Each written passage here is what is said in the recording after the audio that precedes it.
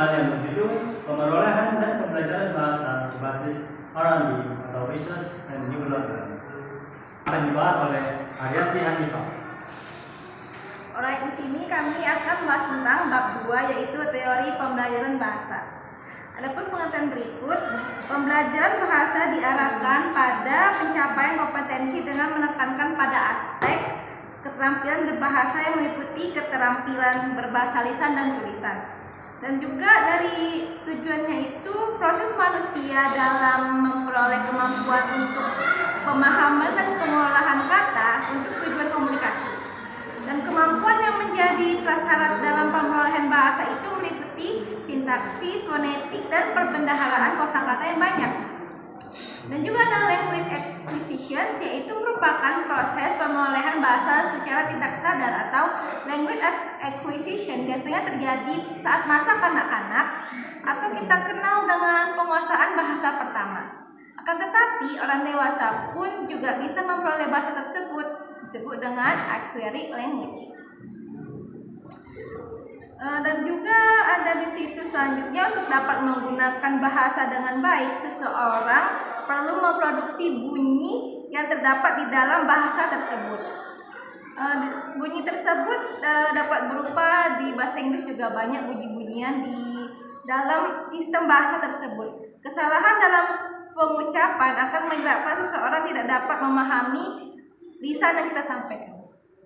Selanjutnya akan saya teruskan kepada moderator. Baiklah, terima kasih kepada Arianti Hanifah. Untuk itu, yang kedua akan dibahas oleh Elsa. Pembahasan kedua yaitu pemerolehan bahasa kedua. Ada dua cara dalam pemerolehan bahasa, yaitu penggunaan bahasa dalam konteks yang benar untuk mengembangkan pembelajaran kemampuan linguistik. Kedua, pembelajaran bahasa untuk mengetahui tentang bahasa pengetahuan formal terhadap bahasa. Dalam bahasa sering terjadi yang namanya kegagalan atau pemahaman dalam berbahasa, yaitu disebabkan beberapa faktor: struktur kalimat pada komunikasi. Kedua, posisi bahasa Inggris, bahasa asing pertama, bukan bahasa asing kedua, yang membuat anak didik kekurangan motivasi dalam belajar.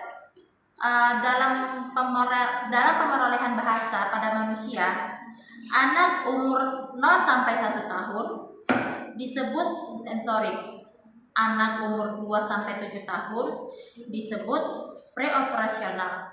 Anak 7 sampai 11 tahun disebut konkret operasional, dan anak 11 tahun ke atas disebut abstract thinking. Selanjutnya saya alihkan ke moderator. Oke, terima kasih kepada saudara Elsa.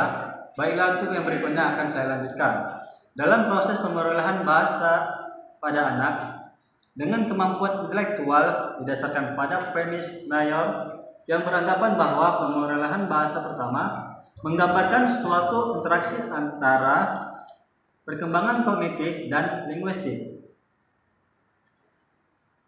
Sehubung dengan pernyataan yang di atas tadi, Owen berpendapat bahwa seluruh proses pemerolehan bahasa diperoleh dengan bantuan strategi kognitif umum, dan strategi kognitif ini dapat diterapkan untuk semua bahasa, tergantung perkembangan neurologis, semantik, dan sintaksis bahasa yang diperoleh seorang anak tersebut.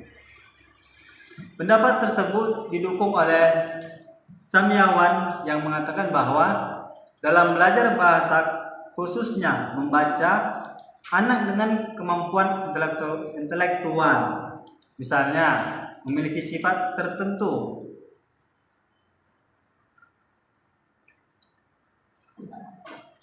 dari pendapat tersebut tadi disebutkan bahwa pemerolehan bahasa bagi anak dengan kemampuan intelektual ternyata lebih cepat daripada anak seusianya.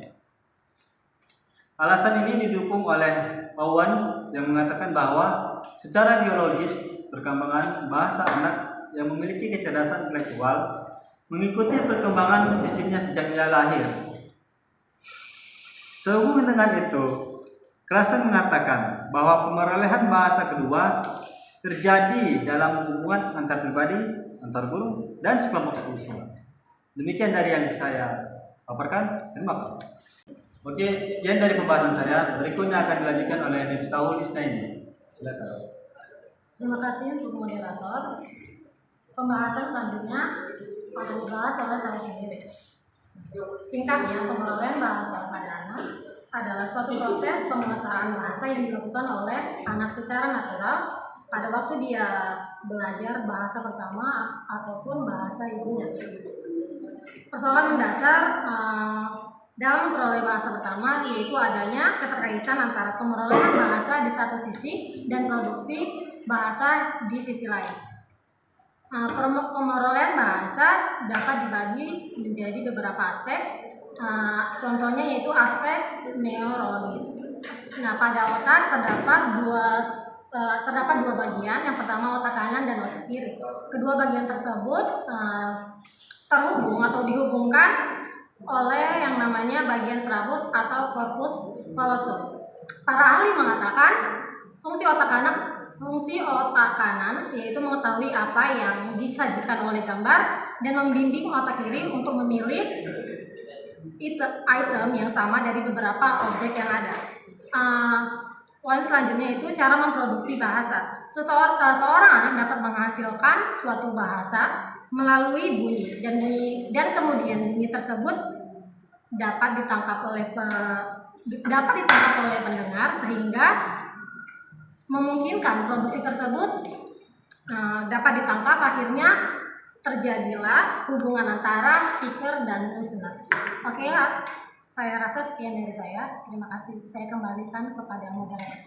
Oke, terima kasih kepada Miftahul Isnaini. Untuk pembahasan berikutnya akan dibahas oleh Dea Aprilia. Oke, terima kasih moderator. Pada bagian saya ini dibahas proses pemerolehan dan pembelajaran bahasa dilokalisasi pada bagian khusus otak.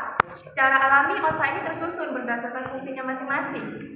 Dari jutaan sel yang berhubungan sering melampaui ribuan sinopsis rumit. Caranya menghubungkan struktur bentuk tingkah laku manusia apa yang paling kompleks untuk yang diketahui dan diujarkan pada bahasa. Dalam pengembangan dan pemerolehan bahasa juga pembelajar selalu berkolerasi pada otak kiri. Kenapa? Karena di bagian kiri ini dominan bahasa. Dalam kondisi ini diharapkan memberikan penyilangan terhadap kemampuan berpikir. Pengaruh pemerolehan bahasa juga asing bahasa ibu, yang yaitu sistem bunyi, kaidah bahasa dan kemampuan penerimaan otak, yang mana sistem bunyi bahasa ibu ini mempengaruhi ucapan bahasa asing yang akan dipelajarinya. Sekian dari saya, kembali dengan moderator. Oke, terima kasih kepada Dea Aprilia.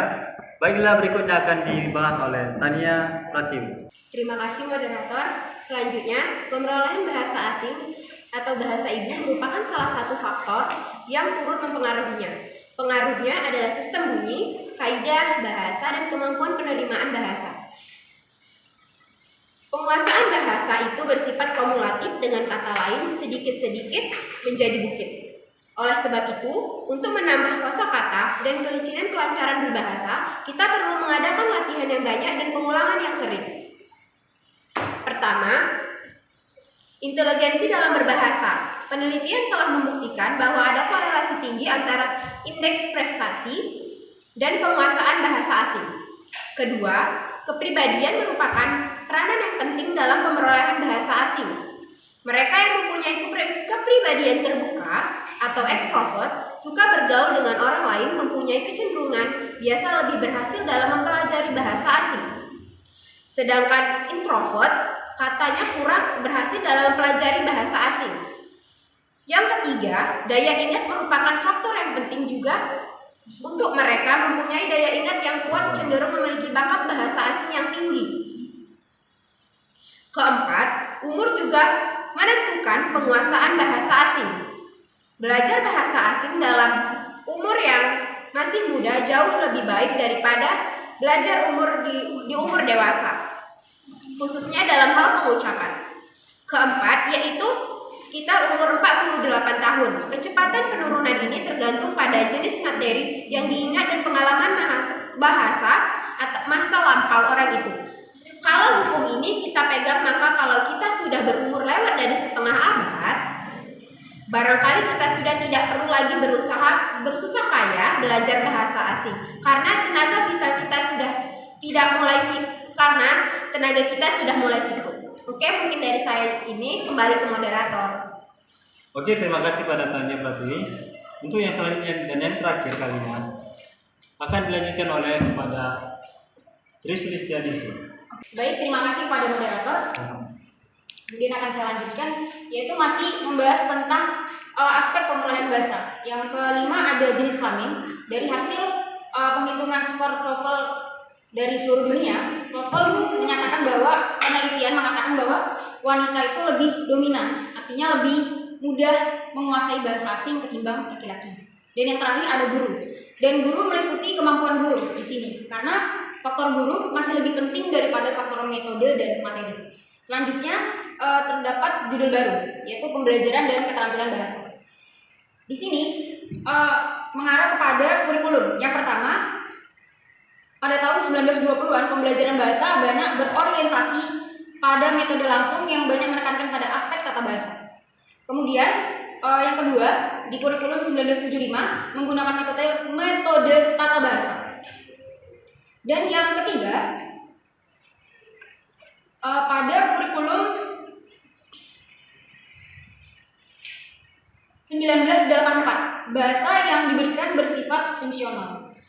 Selanjutnya yang terakhir, terdapat beberapa pandangan menurut Kennel and Swain Februari 1992 pada halaman 30 bahwa ada 3 hal yang perlu diperhatikan dalam kompetensi komunikatif. Yang pertama ada gramatikal, yang kedua sosiolinguistik, dan yang terakhir ada strategik. Mungkin itu saja dari saya kembalikan kepada moderator.